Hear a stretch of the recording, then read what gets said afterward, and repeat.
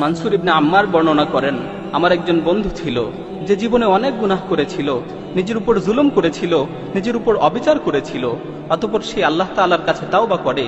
তাওবা করার পর থেকে আমি তাকে দেখতাম সে অনেক ইবাদত করত, অনেক নামাজ পড়ত, অনেক রোজা রাখত, অনেক তাহাজ্জুদ পড়ত। হঠাৎ করে একদিন তাকে খুঁজে পাচ্ছিলাম না। আমি তার খোঁজে তার বাড়িতে গেলাম। আমি দরজায় গিয়ে আওয়াজ দিলাম, ভিতর থেকে তার মেয়ে বের হয়ে আসলো। আমাকে জিজ্ঞেস করলো, কাকে খুঁজছেন? তখন আমি বললাম, তোমার আব্বুকে যে বলো অমুক এসেছে।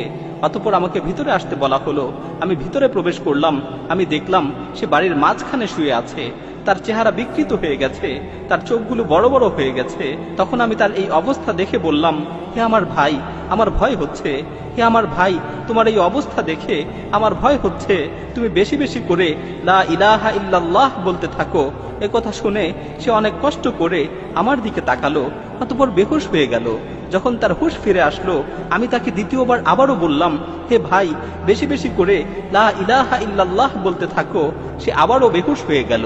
যখন তার হুঁশ ফিরে আসলো, আমি তৃতীয়বার আবারও বললাম, হে ভাই, বেশি বেশি করে লা ইলাহা ইল্লাল্লাহ বলতে থাকো। সে চোখ খুললো, আমার দিকে কিছুক্ষণ তাকিয়ে রইল, চোখের পানি ছেড়ে দিয়ে বলল, হে ভাই মানসুর, আমার মাঝে আর এই কালেমার মাঝে প্রাচীর তৈরি করে দেয়া হয়েছে। আমি ইচ্ছা করলেও এই কালেমা পাঠ করতে পারছি না।